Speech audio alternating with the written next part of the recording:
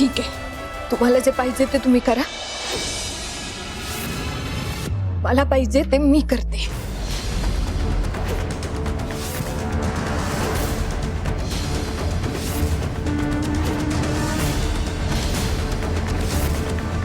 जीवावर बेतले पण अजून माच काही जात नाही.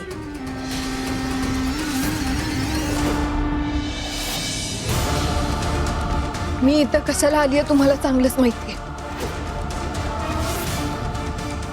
जोपर्यंत मला ती गोष्ट मिळत नाही तोपर्यंत मी इथनं हलणार नाही.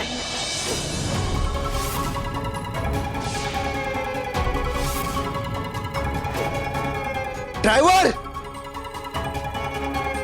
मी कुठेही जाणार नाहीये.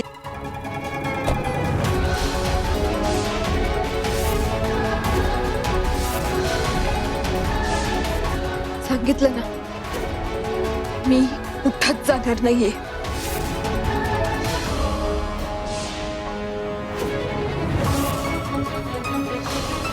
आणि मला अशा अवस्थेत तुम्ही जर घरी पाठवलं तर लोक काय बोलतील याचा विचार केलाय का तुम्ही?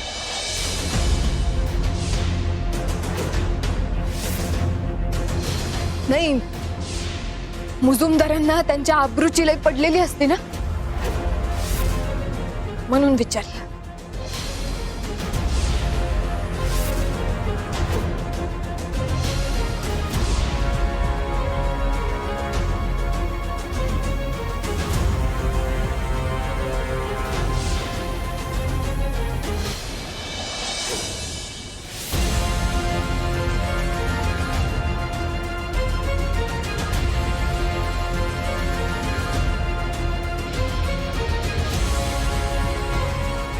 इरा,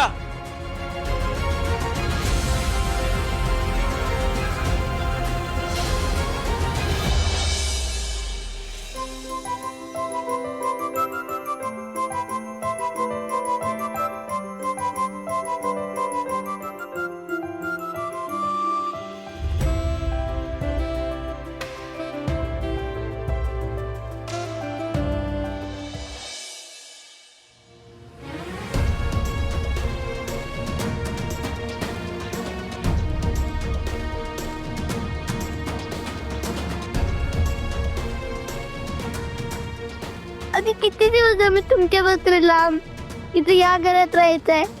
मॉम्स म्हणाल ती माझ्या आधीच्या शाळेतला दाखला काढून ती मला नवीन शाळेत टाकणार आहे. मला नाही जायचंय हो ती नवीन शाळेत. मला तुमच्याकडे यायचंय आत्ताच्या आत्ता.